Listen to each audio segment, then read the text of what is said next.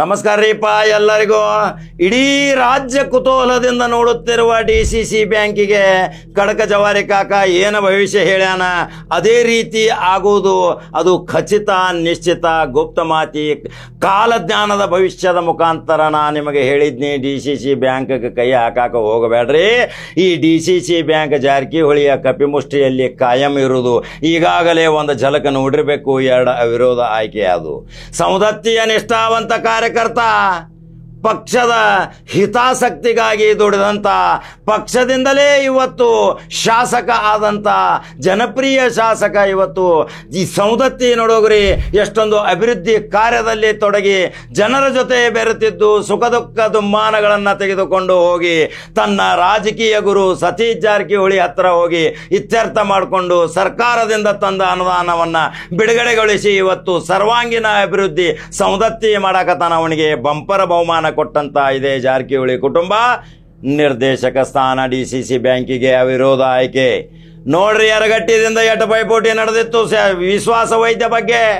ವಿಶ್ವಾಸ ವೈದ್ಯ ನೇರವಾಗಿ ಇಷ್ಟು ಸಣ್ಣ ವಯಸ್ಸಿನಲ್ಲಿ ಈ ಬೃಹತಾಕಾರದ ಬೆಳೆದು ನಿಂತಿರುವಂಥ ಈ DCC ಬ್ಯಾಂಕಿಗೆ ನಿರ್ದೇಶಕ ಸ್ಥಾನವನ್ನು ಹೊಂದಿ ಇನ್ನು ಜನಸೇವೆ ಮಾಡುವಲ್ಲಿ ಕೋಆಪರೇಟಿವ್ ಸೊಸೈಟಿಗಳಲ್ಲಿ ಕೆಲಸ ಹೆಂಗೆ ಮಾಡಬೇಕನ್ನೋದು ಇನ್ನು ವಿಶ್ವಾಸ ವೈದ್ಯ ಬಹಳ ಪರಿಣಿತ ಆಗಿ ಬರ್ತಾನ ಅಕಾಡಾಕ. ಸೌದತ್ತಿ ಮಹಾಜನತೆ, ನಿಮ್ಮೆಲ್ಲರ ಪ್ರಾರ್ಥನೆ, ನಿಮ್ಮೆಲ್ಲರ ಆಸೆಗಳನ್ನು ನೆರವೇರಿಸುವ ಸಲುವಾಗಿ 2 DCC ಬ್ಯಾಂಕಿನ ನಿರ್ದೇಶಕ ಸ್ಥಾನ ಸೌದತ್ತಿ ತಾಲೂಕಿಗೆ ಕೊಟ್ಟಂತ ಈ ಬಾಲಚಂದ್ರ ಜಾರಕಿಹೊಳಿ ನೋಡ್ರಿ, ವಿರೂಪಾಕ್ಷಿ ಮಾಮನಿ ಅವರಿಗೂ ಸಹಿತ ನಿರ್ದೇಶಕ ಸ್ಥಾನ ವಿರೋಧ ಆಯ್ಕೆ. ಈ ಕಡಕ ಜವಾರಿ ಕಾಕ ಮೊದಲಿಂದಲೂ ಹೇಳ್ಕೊತ ಬಂದಿದ್ದ 12 ಗೆಲ್ಲತಾರ, 4 ಇಲೆಕ್ಷನ್ ಆಗತಾವ, ಅದರಾಗ ಮತ್ತೆ 2 ಬರ್ತಾವ. ಇದೇ ಬಾಲಚಂದ್ರ ಜಾರಕಿಹೊಳಿ ಕಳೆದವ 4 ದಿನಗಳ ಹಿಂದೆ ಪತ್ರಿಕಾಗೋಷ್ಠಿ ಮಾಡಿದ್ದ ನಿಮಗೆ ನೆನಪಿರಬಹುದು. ನಾವು ಅವ್ರಕ್ಕಿಂತ ಮುಂಚಿತನ ಹೇಳಿದ್ದು 1 ಡಜನ್ ಬರ್ತಾರ. DCC ಬ್ಯಾಂಕ್ ಕಬ್ಜಾ ಆಗತೈತಿ, 4 ಇಲೆಕ್ಷನ್ ಆಗತಾವ, 2 ಬರ್ತಾವ. ಖಾನಾಪುರದಿಂದ ಅರವಿಂದ ಪಾಟೀಲನ ನಿರ್ಣಯ ಕೊನೆದು ಆಯ್ಕೆ ಖಚಿತ. Aravind Patil DCC bank director ಆಕಾನ ಬರ್ಕೋರಿ. ಇನ್ನು ಈ ಕಡೆ ಬಿಗ್ ಫೈಟ್ ಆಗೋದು ಹುಕ್ಕೇರಿ ಮತ್ತು ಬೈಲಹೊಂಗಲದಲ್ಲಿ VI ಪಾಟೀಲ್ ಮತ್ತು ಮಹಾಂತೇಶ್ ದೊಡಗೌಡರ ಟ್ರಕ್ಕರ್ ನಡೆದೈತ್ರಿ. ಅಲ್ಲಿ VI ಪಾಟೀಲ್ಗೆ ಪ್ರಭಾಕರ ಕೋರೆ, ಮಹಾಂತೇಶ್ ದೊಡಗೌಡರಿಗೆ ಬಾಲಚಂದ್ರ ಜಾರಕಿಹೊಳಿ. ಇನ್ನು ಅದು ಸಂಧಾನದ ಮುಖಾಂತರ ಇತ್ಯರ್ಥ ಆಗ್ತೈತೋ ಏನು ಗೊತ್ತಿಲ್ಲ, ಇನ್ನ ಟೈಮ್ ಭಾಳ ಐತಿ, ಏನು ಹೇಳಾಕ ಬರಂಗಿಲ್ಲ. ಯಾವಾಗ ಏರ್ಪೇರ್ ಆಕೈತಿ, ಯಾವಾಗ ಇಳಿದ ಮ್ಯಾಲ ಹೋಗ್ತೈತಿ, ಮ್ಯಾಗಿಂದ ಇಳಿದು ಹೋಗ್ತೈತಿ. ಈಗಾಗಲೇ ಎಲ್ಲ ತಲ್ಲೀನ ಆಗ್ಯಾರ.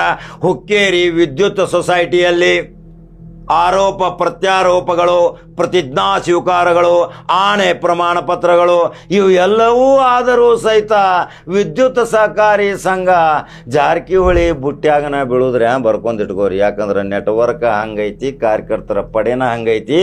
ಅಲ್ಲಿ ಹೋಗಿ ಅವರು ಮತದಾರರ ಮನವೊಲಿಸ್ತಾರ. ಅದನ್ನು ತಮ್ಮ ಬುಟ್ಟಿಗೆ ಹಾಕೊಂಡು ವಿದ್ಯುತ್ ಸಹಕಾರಿ ಸಂಘ ಈ ರಮೇಶ್ ಕತ್ತಿಯ ಕೈಯಿಂದ ಬಿಟ್ಟು ಹೋಗೋದು ಖಚಿತ ಅನ್ನುವ ವಾತಾವರಣ ನಮಗೆ ಸಮೀಕ್ಷೆ ಮುಖಾಂತರ ಗೊತ್ತಾಗತೈತಿ. AB ಪಾಟೀಲ್ ಎಷ್ಟು ಶ್ರಮ ಪಟ್ಟರು ಸಹಿತ AB ಪಾಟೀಲ್ ಶಕ್ತಿ ಮುಟ್ಟೋದಿಲ್ಲ. ಇಲ್ಲಿ ಜಾರಕಿಹೊಳಿ ಶಕ್ತಿನೇ ಒಂದು ಅಪಾರವಾಗಿ ಬೆಳೆದ ನಿಂತಂತ ಹೆಮ್ಮರ, ಆಲದ ಮರ. ಆ ಬೇರೆ ಎಲ್ಲೆಲ್ಲಿ ಹೋಗ್ಯಾವು ಅವ್ರಿಗೆ ಗೊತ್ತಿಲ್ಲ. ಇನ್ನಲ್ಲಿ ಆ ಬೇರೆಗಳೇ ಕಾರ್ಯಕರ್ತರು ಎಲ್ಲಿಯವರೆಗೆ ಆ ಬೇರೆ ಗಟ್ಟಿರ್ತಾವ, ಆಲದ ಮರ ಗಟ್ಟಿರ್ತೈತಿ. ಅಡ್ವಾನ್ಸ್ ಹೇಳಿದ್ನಿ 12 DCC ಬ್ಯಾಂಕ್ ಗೆಲ್ಲತಾರಂತೇಳಿ. ಈಗ 2 ವಿಕೆಟ್ ಚಾಲು ಆದವು ರೀ.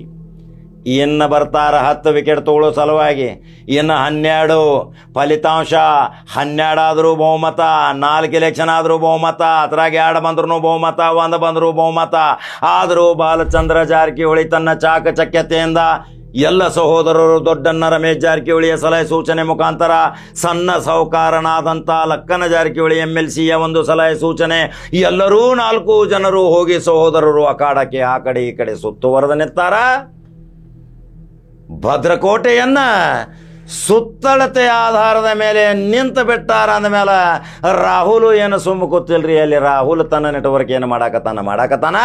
ಆದರೆ ಇದೇ ಸಹೋದರಿ ಪ್ರಿಯಾಂಕಾ ತಂದೆ ಚುನಾವಣೆಯಲ್ಲಿ ಬೀಜಿ, ಮಗಳು ಅಭಿವೃದ್ಧಿ ಕಾರ್ಯದಲ್ಲಿ ಬೀಜಿ. ನೋಡಿದಿರಿ, ಚಿಕ್ಕೋಡಿ ಲೋಕಸಭಾ ಕ್ಷೇತ್ರದಲ್ಲಿ ದೈನಂದಿನವಾಗಿ ಪಟ್ಟಿ, ದೈನಂದಿನವಾಗಿ ಪ್ರವಾಸ, ಪ್ರತಿಯೊಂದರಲ್ಲಿ ಅಡಿಗಲ್ಲು, ಪ್ರತಿಯೊಂದು ಪೂಜೆ ಪುನಸ್ಕಾರ, ದೈನಂದಿನವಾಗಿ ರಸ್ತೆ ನಿರ್ಮಾಣ, ಸೇತುವೆ ನಿರ್ಮಾಣ, ಕೌಶಲ್ಯ ಅಭಿವೃದ್ಧಿ ಯೋಜನೆಗಳ ಅಭಿವೃದ್ಧಿ ಕಾರ್ಯ, ಅಂಗನವಾಡಿ ಪ್ರತಿಯೊಂದು ಇಲಾಖೆಯ ಕಾಮಗಾರಿಗಳನ್ನ ಸ್ವತಃ ನಿತ್ತು ಮಾಡಾಕತ್ತಾಳ ಅವಳೆ ಸಹೋದರಿ ಪ್ರಿಯಾಂಕಾ ಜಾರಕಿಹೊಳಿ. ಇನ್ನು ಸಂಸ್ಥೆಗಳನ್ನ ಕಬ್ಜಾ ತಗೋತಾರ, ಇನ್ನು ಲೋಕಸಭಾ ತಗೊಂಡಾರ, ಇನ್ನೂ 18 ಕ್ಷೇತ್ರವನ್ನ ಆ ನೆಟ್ವರ್ಕ್ ಮಾಡುವಂತ ಬ್ಯಾಂಕ್ ಅವ್ರ ಕೈಯಾಗ ಬತ್ತಂದ್ರ ಇನ್ನು 28ರಾಗ ಬೆಳಗಾವಿ ಜಿಲ್ಲೆ ಮತ್ತು ರಾಜಕೀಯ ರಣತಂತ್ರ ಹೆಣೆಯುವ ಸಲುವಾಗಿ ಕುತೂಹಲ ಮೂಡುತ್ತೈತಿ. DCC ಬ್ಯಾಂಕಿನ ವಿಶೇಷ ಸುದ್ದಿ ಇದನ್ನು ಪ್ರಸಾರ ಮಾಡಿದ್ದೀನಿ. ಹೆಂಗೆ ಅನಿಸ್ತೈತಿ ನಿಮ್ಮ ಅನಿಸಿಕೆಗಳನ್ನ ನನಗಾಕ್ರಿ, ಕಮೆಂಟ್ ಬಾಕ್ಸ್ನಾಗ ಅನಿಸಿಕೆಗಳನ್ನ ಹಾಕಬೇಕ.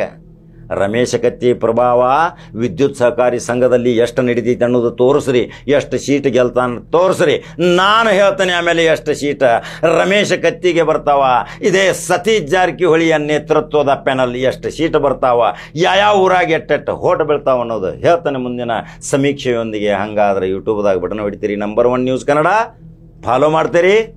ಮತ್ತೊಂದು ಸುದ್ದಿ ಹಂಗೆ ಬರ್ತೀನಿ. ನಮಸ್ಕಾರ.